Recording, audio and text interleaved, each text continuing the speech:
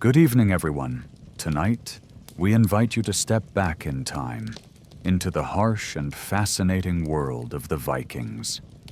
Here at the Sleep Temple, we bring history to life through stories that both awaken the imagination and carry you into the calm of the past. Tonight, we journey into the struggle for survival in Viking times, a world of farmers and warriors, storms and feasts, hope and hardship. So settle in and let us begin.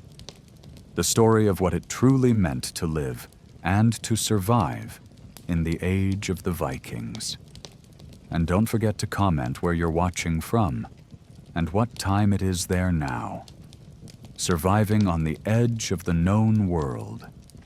In the far north, where winters bite like wolves and summers race by in a fleeting burst of green, the Vikings carved out their existence.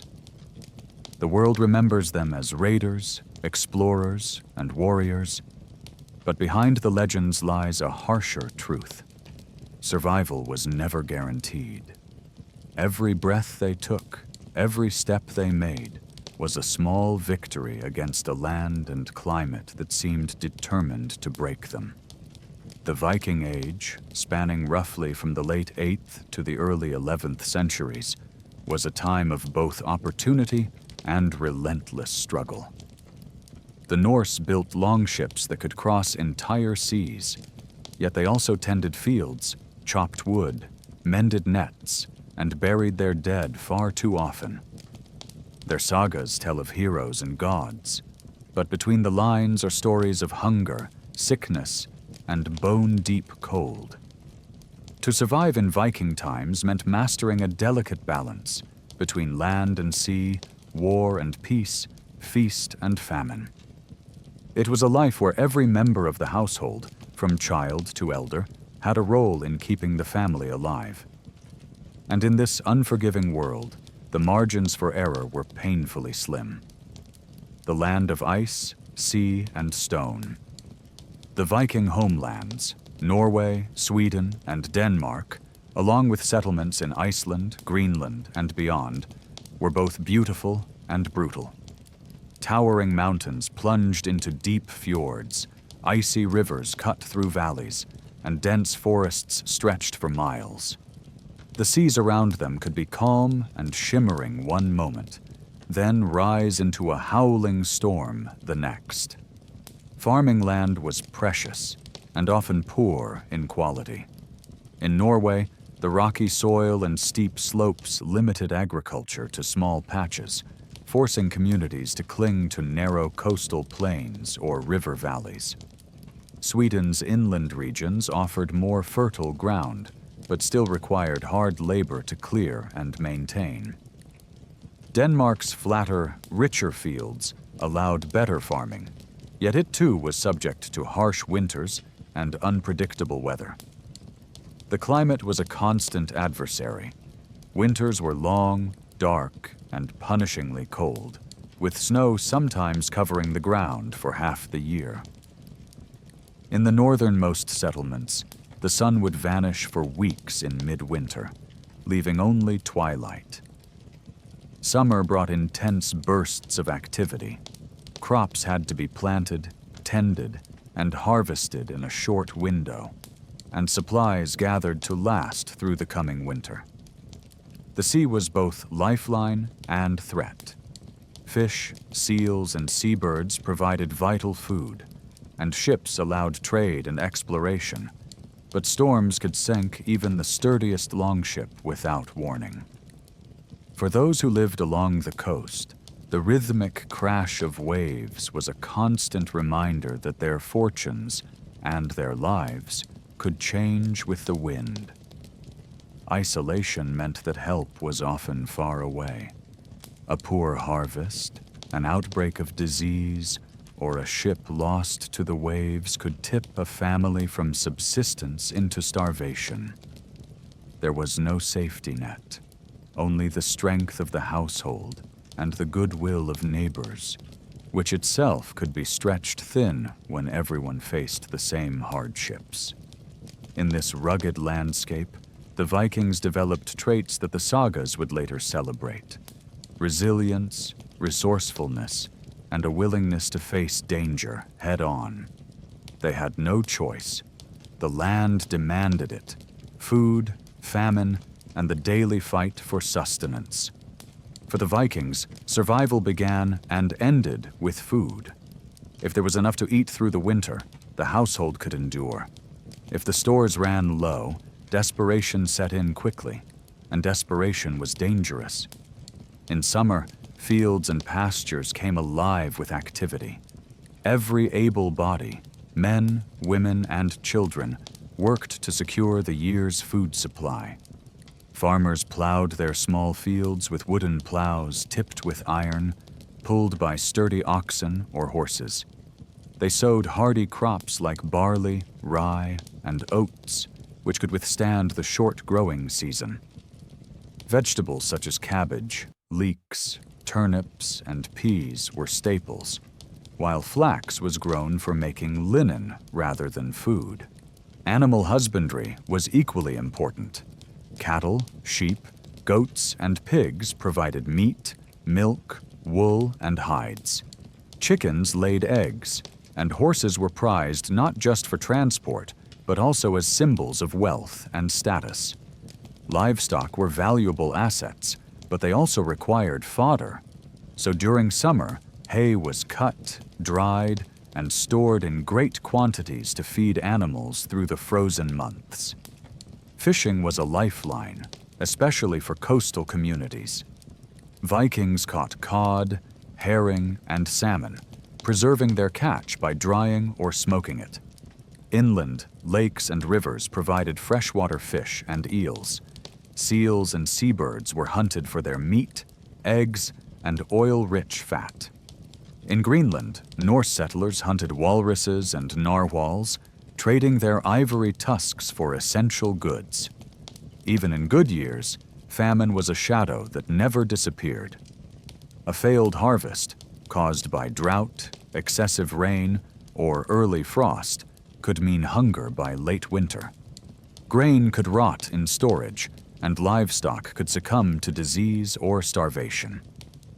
For those in more remote settlements, trade routes could not always make up the shortfall. To stretch their supplies, Vikings mastered preservation. Meat and fish were salted, smoked, or dried. Butter and cheese were made in summer to last into winter. Grain was stored in wooden bins or underground pits, protected from moisture and pests. Ale was brewed not only as a drink, but as a safe alternative to water, which was often contaminated.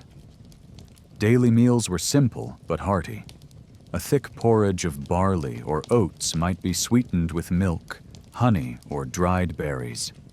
Bread, usually flat and dense, was baked from barley or rye flour. Stews made from meat, root vegetables, and herbs simmered slowly over the fire, their rich aroma filling the longhouse. On rare occasions, after a successful hunt, a good harvest, or a victorious raid, feasts would bring roasted meats, mead, and celebration. When food ran short, ingenuity became survival. Vikings ground tree bark into flour to stretch bread, gathered wild plants and berries, or trapped small game. In the worst years, families slaughtered breeding animals, knowing it would weaken their herds in the future. Others left home entirely, joining raids, migrating to new lands, or seeking refuge with kin. This constant fight for sustenance shaped Viking society. Farming and fishing were not just individual efforts, but communal lifelines. Neighbors helped each other at harvest, shared in times of abundance, and sometimes rationed together in times of scarcity. The famous voyages of the Vikings may have been driven partly by the lure of wealth and glory, but often they were fueled by something more basic: hunger. Shelter from the storm. In a world where winter could kill as swiftly as a sword, shelter was not a luxury. It was a matter of life and death. The Viking longhouse was the heart of survival, a place where warmth, food, family, and protection from the elements came together under one roof. These long, narrow buildings were built primarily from timber in forested regions, while in treeless areas like Iceland, walls might be made from turf blocks, stone, or a mix of both. The roof, often steeply pitched and covered with thatch or sod, helped shed snow and rain while adding insulation. Inside, a central hearth burned day and night, its smoke curling upward through a hole in the roof. The longhouse was a shared space. People and livestock often lived under the same roof during the harshest months, with animals penned at one end for warmth and convenience. Benches along the walls served as seating by day and sleeping platforms by night, layered with furs and blankets. Light came from oil lamps, fueled by fish oil or animal fat, casting a dim glow against timber walls darkened by smoke. Keeping a longhouse warm and secure required constant work, chopping firewood, repairing leaks, and ensuring the roof didn't collapse under heavy snow. In coastal areas, storms could batter homes with driving rain and salt spray, while inland settlements faced freezing winds that howled through cracks in the walls. But the longhouse was more than shelter. It was the center of social life.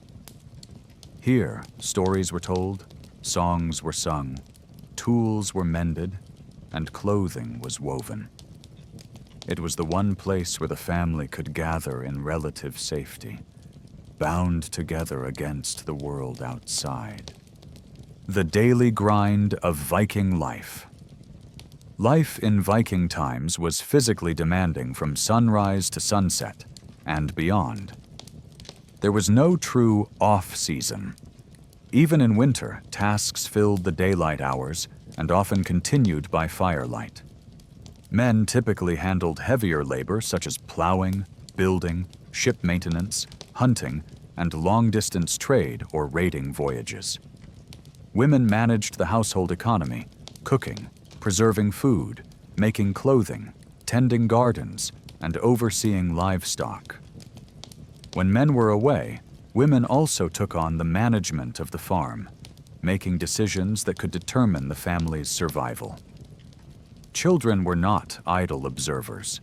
From an early age, they fetched water, gathered firewood, minded animals, and learned the skills they would need as adults.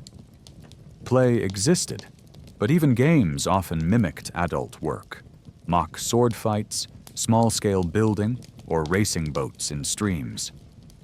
Tools were simple but effective: wooden plows, iron-tipped spears, bone needles, stone querns for grinding grain.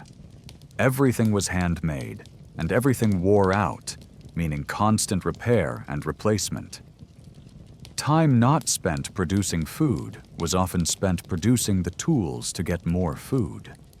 Illness or injury could throw the balance into chaos.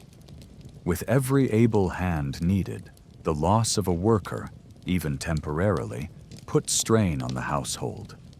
Communities were close-knit, partly because survival demanded mutual support. Neighbors exchanged labor, goods, and knowledge. The daily grind forged resilience. Strength, skill, and resourcefulness were not optional traits. They were the price of life in the Viking world. Illness, medicine, and death. In Viking times, death was never far away. A bad winter could weaken the body, a simple cut could turn fatal from infection, and disease could sweep through a settlement without warning. Survival depended on strength, but also on luck, and sometimes on the healer's skill. Viking medicine was a blend of practical knowledge and superstition. Herbal remedies formed the backbone of treatment: willow bark for pain, yarrow to staunch bleeding, garlic for infections. Honey, valued for its antibacterial properties, was used to dress wounds. Hot stones wrapped in cloth could ease muscle pain, and steam from boiled herbs was inhaled to clear congestion. But healing also had a spiritual dimension. Charms, runes, and prayers to the gods might accompany treatments, as illness was sometimes believed to be caused by curses or the displeasure of spirits. The line between medicine and magic was thin, and many healers were also skilled in ritual. There were no hospitals, only home care. Most injuries were treated within the household or with the help of a local wise woman or healer. Bones could be set, abscesses lanced, and teeth pulled. But without knowledge of germs or modern sterilization, infections were common and often deadly. Childbirth was especially dangerous. Many women and infants did not survive the ordeal, making each successful birth a cause for celebration and relief. Life expectancy was low by modern standards, perhaps 40 to 50 years, but those who reached adulthood and avoided serious illness could live longer. Death, when it came, was met with ritual. Burial customs varied. Some were laid to rest in simple graves, others in boats, surrounded by goods for the afterlife. Funerals were as much for the living as for the dead, reinforcing community bonds and shared beliefs in the face of loss. Violence, raids, and warfare. The Vikings are infamous for their raids, swift, brutal strikes on coastal towns and monasteries. But violence was not limited to foreign shores. Feuds, territorial disputes, and personal rivalries could spill into bloodshed at home. For a Viking warrior, combat was both a risk and an opportunity. Victory could bring wealth, honor, and a place in the sagas. Defeat could mean death or slavery. Weapons were central to identity. A well-crafted sword, axe, or spear was both a tool of survival and a symbol of status. Shields were carried not only in battle, but on journeys, for danger could strike anywhere. Raiding was dangerous work. Longships carried crews across unpredictable seas to unknown coasts, where resistance could be fierce. A single storm could wreck a voyage before it began. Yet the potential rewards, silver, goods, captives for ransom, drove men to take the risk. Warfare also served as a safety valve in a land where resources were limited. Younger sons, with no inheritance, could seek fortune abroad.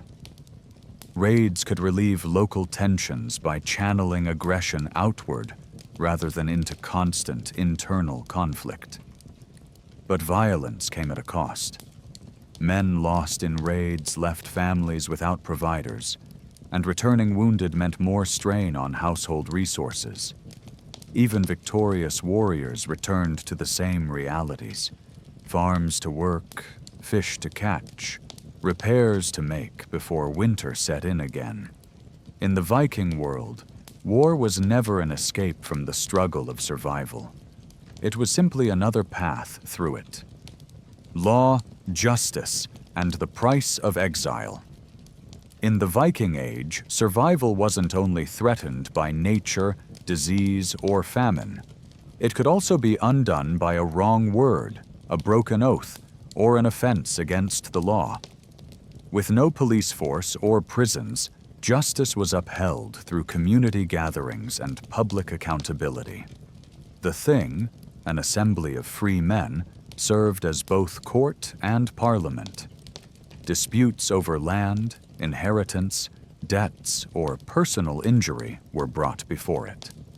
Decisions were made collectively, and verdicts carried the weight of the community. Punishments aimed to restore balance rather than simply punish. Fines, often paid in silver, goods, or livestock, were common. More serious crimes, such as murder without justification, might lead to outlawry, a sentence that effectively erased the person's legal protection. To be declared an outlaw was often a death sentence in disguise. Stripped of rights, the person could be killed by anyone without consequence. Exile meant leaving behind not only family and friends, but also the land, the livelihood, and the safety of the community. In a world where surviving winter alone was almost impossible, exile was a punishment feared nearly as much as death itself. Justice was deeply tied to honor. A damaged reputation could harm trade, alliances, and marriage prospects. For this reason, public oaths and sworn witnesses were central to Viking law. A man's word was his bond, and breaking it was both a legal and a moral failure. The role of women and children. Contrary to many medieval societies, Viking women held notable authority within their homes and communities. While men often sailed away on voyages, women managed the farm, oversaw harvests, arranged trade, and made decisions vital to the household's survival. Legally, women could inherit property, request a divorce, and reclaim their dowry if a marriage ended. In practice, their status varied depending on wealth, family connections, and location. But women were far from passive figures. Some even joined raiding parties or led households in the absence, or loss, of their men. Women's daily work was relentless: spinning wool, weaving cloth, sewing garments, preserving food, tending animals, and raising children. Skilled craftswomen could produce goods for trade, from intricately woven textiles to finely made jewelry. Children, meanwhile, were essential to the labor force from an early age. They learned by doing, feeding animals, gathering firewood, fetching water, and assisting in planting or fishing. Skills were passed down through hands-on work rather than formal schooling. Play existed, but it often mirrored adult life, preparing them for the roles they would one day take on. In both good times and bad, women and children formed the backbone of daily survival. Without their labor, the farms would wither, the food stores would run dry, and the community's strength would falter. Faith, fate, and the gods. In the Viking mind, survival was not just about hard work and skill, it was also about fate. The Norse believed that each person's life thread was spun, measured, and cut by the Norns, mysterious beings who determined destiny. Even the gods themselves were subject to fate, destined to meet their end at Ragnarok, the final battle. This belief fostered a stoic acceptance of danger. Death, when it came, was inevitable. What mattered was how one faced it. Honor in life and bravery in death were the guiding ideals, whether in the farmstead or on the battlefield. Religion was deeply woven into daily survival. Offerings to the gods and spirits, from Odin, the wise and warlike All-Father, to Thor, the protector with his thunderous hammer, to Freyr and Freya, givers of fertility and prosperity, were meant to secure good harvests, safe voyages, and protection from illness.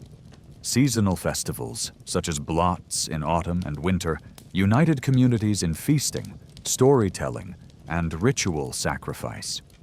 Sacred sites were not just grand temples, but also groves, stones, and springs. Here, the Vikings sought the favor of powers beyond themselves, believing that spiritual harmony could help tip the balance of survival in their favor. Closing reflection. To survive in the Viking Age was to live in constant negotiation with the world, with the weather, the land, the sea, the community, and one's own strength. It meant enduring hunger, cold, and danger, and still finding the will to plant seeds in spring, set sail into uncertain waters, or stand firm in the face of an enemy. The Viking sagas speak of courage and conquest, but their true legacy lies in resilience. For every warrior who became a legend, there were countless farmers, fishers, craft workers, women and children who quietly fought their own battles every day, against the wind, the frost, and the long dark of winter. They did not always win, but enough of them did that their culture endured, spread, and left an imprint across continents. Theirs was a survival born of skill, stubbornness, and an unshakable will to live. 7 interesting facts about Viking survival. They used bones for tools. Every part of an animal was valuable. After eating the meat, bones could be carved into needles, combs, or even ice skates. Winter bathing. Despite the cold, Vikings valued cleanliness. They bathed at least once a week, often more than most Europeans of the time, using hot springs or heated water from fires. The bread that wasn't bread. In desperate winters, they sometimes ground tree bark into flour to stretch bread supplies. They brewed strong beer year-round. Ale was safer than water and provided calories. Even children drank it, though in weaker form. Ice as a preservative. In colder regions, they dug pits in frozen ground to keep meat fresh well into spring. Symbolic firewood. In Iceland, driftwood was precious because there were few trees. Families guarded their firewood piles as fiercely as their food stores. Pet ravens. Some Vikings kept ravens as companions, and for practical purposes, the birds could help locate carcasses or fish. Thank you for watching The Sleep Temple. If you enjoyed this journey into the past, please subscribe to the channel and you'll be notified when the next video is uploaded. Until then, may your nights be calm and your dreams full of stories.